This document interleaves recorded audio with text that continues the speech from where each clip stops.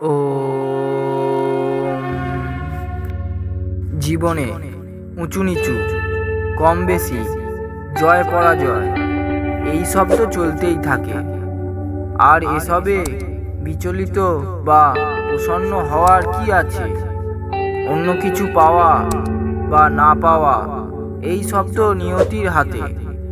কিন্তু একটি ভাব এমন আছে যার মাত্রা আমরাই স্বয়ং নির্ধারণ করি, আর তা হলো আশা। এ হলো সেই শক্তি যা আমাদের অনবরত এগিয়ে চলার সম্বল প্রদান করে। সেই জন্য সময় যেমনই হোক না কেন, পরিস্থিতি যে খেলাই খেলুক, আপনি আশা ত্যাগ করবেন না।